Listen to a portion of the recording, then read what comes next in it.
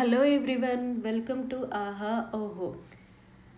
ఇవాళ నేను బెల్లం పరమాన్నం చేసి చూపించబోతున్నానండి. రేపు మహాశివరాత్రి కదా, సో శివునికి ఇష్టమైన బెల్లంతో పరమాన్నం చేసి చూపించబోతున్నాను. శివుడు ఏ ప్రసాదం పెట్టినా స్వీకరిస్తాడు, బట్ బెల్లంతో పెట్టిన నైవేద్యం అంటే శివుడికి చాలా ఇష్టం అంటండి. సో ఈ వీడియో చూసి మీకు నచ్చితే రేపు శివుడికి నైవేద్యంగా చేసి పెట్టండి. ఎలా తయారు చేయాలో చూద్దాము. ఫస్ట్ పచ్చెనగపప్పుని ఇలా 1 కప్ పచ్చెనగపప్పుని ముందుగా నానపెట్టుకోవాలి 1 అవర్. అండ్ సగ్గుబియ్యం 1/2 కప్ అండి.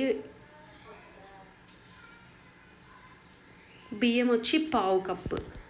ఇలా ఈ 3 వాష్ చేసుకొని ఒక 1 అవర్ పాటు పెట్టుకోవాలి.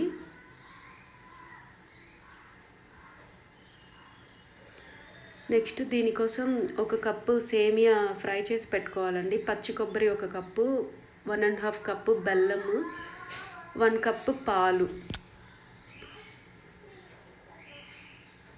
డ్రై ఫ్రూట్స్ ఇలా నెయ్యిలో వేయించి పెట్టుకోవాలండి.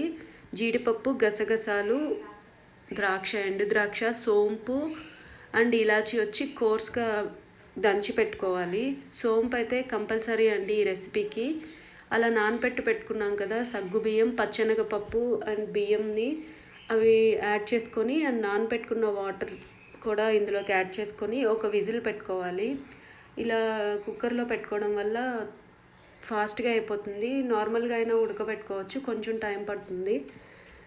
అవి ఒక విజిల్ వచ్చేసిన తర్వాత ఒక గిన్నెలో 1 కప్పు వాటర్ యాడ్ చేసుకొని అవి బాయిల్ అయిన తర్వాత ముందుగా ఫ్రై చేసి పెట్టుకున్న సేమియాని యాడ్ చేసుకోవాలి. సేమియా పచ్చిగా కూడా యాడ్ చేసుకోవచ్చు, బట్ నేను కొంచెం గీలో ఫ్రై చేసి యాడ్ చేస్తున్నాను.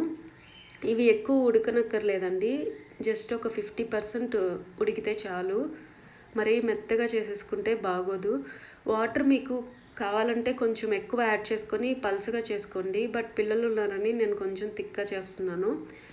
అండ్ చూడండి, ఒక విజిల్ పెట్టాం కదా, ఇలా త్వరగా ఉడికిపోయింది. మరీ మెత్తగా కాకుండా కొంచెం పలుకుగా. ఇప్పుడు ఈ సేమియాలో ఇవి యాడ్ చేసుకోవాలి. ఉడకబెట్టుకున్నవి యాడ్ చేసుకొని ఒకసారి బాగా మిక్స్ చేసుకోవాలి.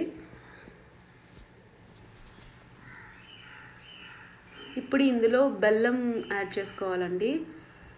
బెల్లం అయితే మీ స్వీట్ ఎక్కువ తినే వాళ్ళైతే 1.5 కప్ వరకు యాడ్ చేసుకోండి. నెక్స్ట్ సోంపు అండ్ ఇలాచి ఇలా దంచి పెట్టుకొని అవి యాడ్ చేసుకొని బెల్లం కరిగే వరకు తిప్పుకోవాలి, బాగా కలుపుకోవాలి. ఎక్కువసేపు ఉడకనక్కర్లేదండి, జస్ట్ బెల్లం కరిగే వరకు ఉడకబెట్టుకుంటే సరిపోతుంది. ఇప్పుడు ఇందులో జీడిపప్పు అండ్ గసగసాలు, ఎండు ద్రాక్ష నెయ్యిలో ఫ్రై చేసుకొని యాడ్ చేసుకోవాలి. పచ్చిగా కూడా యాడ్ చేసుకోవచ్చు. ఇంక ఎక్స్టర్నల్గా నెయ్యి ఏమి యాడ్ చేయమండి యాక్చువల్గా దీనికైతే. ఇలా ఒకసారి బెల్లం కరిగి ఇవన్నీ మిక్స్ అయ్యే వరకు ఉడికితే సరిపోతుంది. నెక్స్ట్ ఇందులో పచ్చి కొబ్బరి ముక్కలు, నేను చిన్నపిల్లలు ఉన్నారని పచ్చి కొబ్బరి యాడ్ చేస్తున్నాను. జనరల్గా అయితే ఇందులో ఎండు కొబ్బరి యాడ్ చేసుకుంటారండి.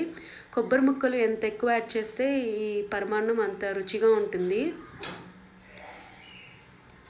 తర్వాత స్టవ్ ఆఫ్ చేసేసుకొని పాలు వచ్చి లాస్ట్లో స్టవ్ ఆఫ్ చేసిన తర్వాత కొంచెం చల్లారిన తర్వాత యాడ్ చేయాలండి, అప్పుడు ఇరిగిపోకుండా ఉంటుంది పరమాన్నం.